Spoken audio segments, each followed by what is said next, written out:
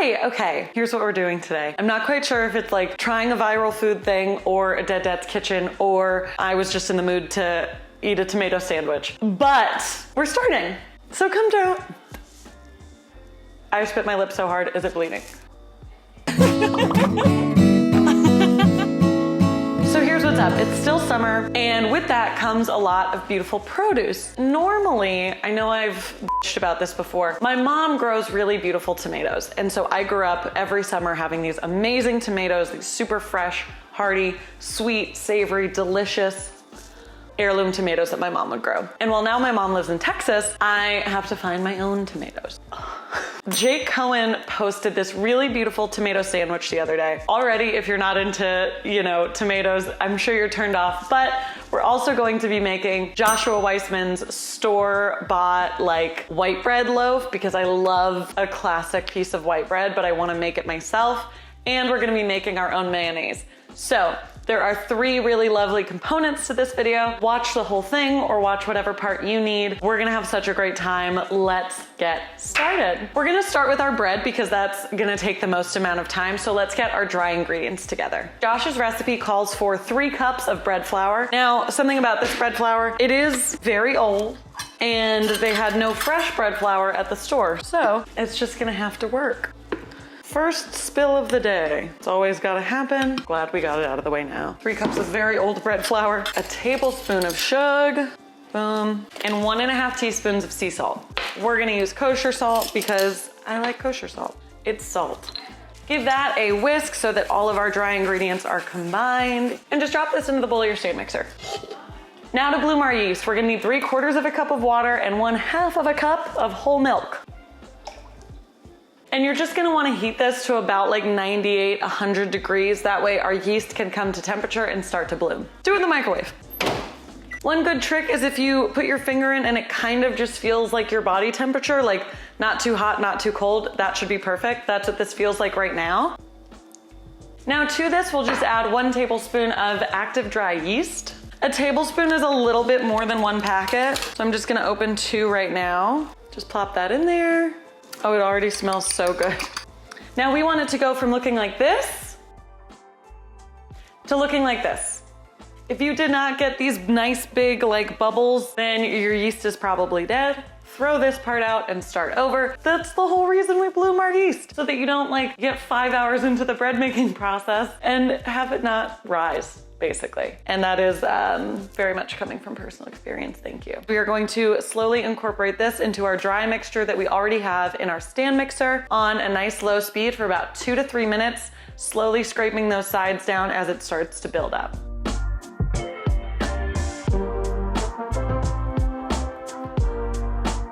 Now that this has had a chance to come together, we're going to add our super soft room temperature butter, unsalted, because we control the salt in this house.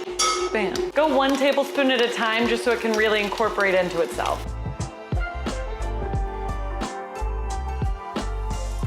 Okay, so now that we have this nice, beautiful combined dough, we're going to unlatch that with clean hands. Just pull her off of there on a lightly floured surface. The fewer bowls that I have to clean, the better. So I'm gonna grease this, and that's what we'll put our guy back into.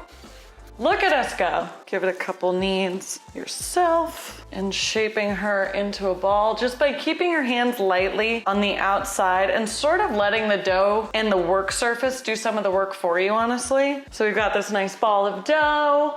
Oh, hi. Plop her in there. I'm gonna move this over here because it's a little bit of the warmer part of my kitchen. And we're gonna let that hang out for an hour to an hour and a half, or when it's doubled in size. In the meantime, you wanna make some mayonnaise? I do. Yeah, I decided I couldn't let any of this sandwich be from the store, so we're making the mayo too, come on.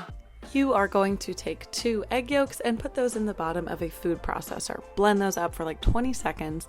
And once those are nice and blended, you're going to add a tablespoon of white wine vinegar and a tablespoon of brown mustard or spicy mustard, Dijon mustard, whatever kind of mustard you've got hanging around, and a teaspoon of salt. And you're gonna blend that up for another 20 to 30 seconds. Once that is all combined, you are going to take 1 cup of oil. I used olive oil. That's because I like a fragrant, mayo, you are more than welcome to use that, or you can use a neutral flavored oil like a grapeseed or a sunflower seed. However, I want you to know that this is going to take a long time. It took me about 8 minutes to drizzle this oil in super, super slowly so that it emulsifies perfectly and it doesn't break your mayonnaise up. So be patient, be cognizant that it's going to take you a while. It's a little bit of an arm workout, but then that means you get to eat more mayonnaise. So make sure you scrape down the sides as always, and the bottom of your food processor. A lot of stuff gets locked up in there. And then look at this. Oh my God, we have absolutely stunning mayo. You're welcome. Look at our mayo. It's so thick. Now I'm just going to add a couple of final things. 1 teaspoon of lemon juice for a little bit of flavor and to sort of cut the fattiness of all of this. And because I didn't want to mess up my chives or my lemon zest, we're just gonna mix that in right now. I probably have like 2 tablespoons of chives and maybe a couple teaspoons of lemon zest, and we're just mixing this. You guys could put anything in here. You could put roasted garlic, you could put other herbs, you could put whatever you want to make this kind of your own special mayo. Put sriracha if you want a spicy mayo. Now keep in mind, there's 2 things I gotta let you know. I used olive oil for this mayo because I like the very pungent, fruity taste of olive oil, and I thought that it would go really, really nicely with the tomatoes. However, a neutral oil is recommended. So if you have grapeseed oil or sunflower seed oil or something like that, it might render a better, less flavorful, in that capacity, kind of mayonnaise, whole fucking mayonnaise. Please keep in mind, this is made with raw egg yolks. It is not recommended that you eat raw egg yolks. I am making a decision. I am not suggesting that you do that, but that's how you make mayonnaise, so.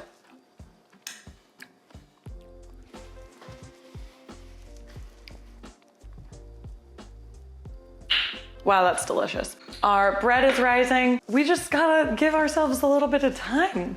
I think we all need it. Look at this.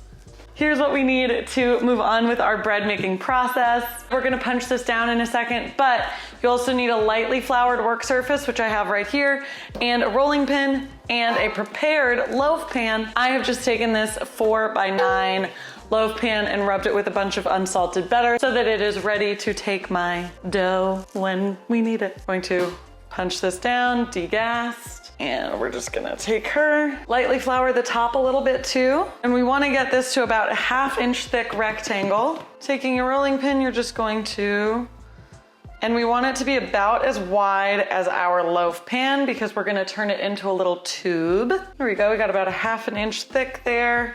Yes, that's perfect. We're going to just roll it up. Doesn't have to be like too tight. Come here, keeping it nice and squishy. Bring your loaf pan. And boom. That's one of those kind of, you just need some confidence, just throw it in there. And now all we're going to do is take a damp cloth. I just have a little kitchen towel here. Now we're going to let this sit for another hour, 45 minutes until it's doubled in size. Pretty easy instructions. I'm so excited to share with you guys the unveiling. I have my oven preheated to 350 degrees, and as soon as we take this damp cloth off, we are going to pop that in there for like 30 to 40 minutes. Get out of town.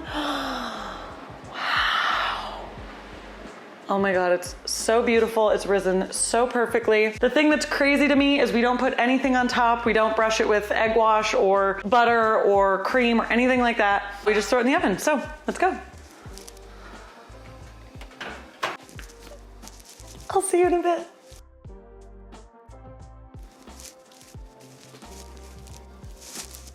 We're ready to take the bread out, if you couldn't tell. Oh my gosh. Oh my goodness gracious. Everybody calm down. Look at it, look at it, look at it. Shut up. Shh, shh, shh, just look. We're just gonna place that on a wire rack to cool. I will depan it after like probably 5 or so minutes just so it can like easily pop out. And then it can like fully cool, not in like a hot aluminum pan, you know? And then we're gonna friggin' get our Toms ready. Tomatoes, not the shoes that I wore for 5 years of my life straight. Forced my mom to wear also.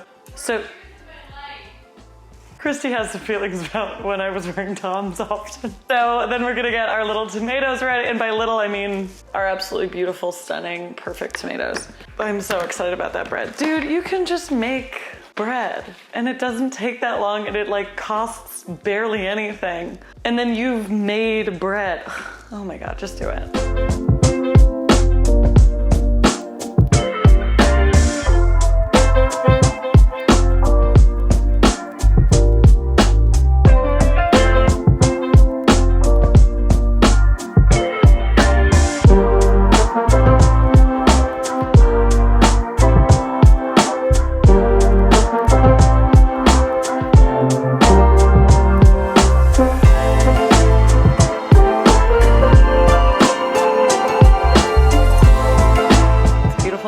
This bread, I made this mayonnaise. Wish I made the tomatoes, but I didn't.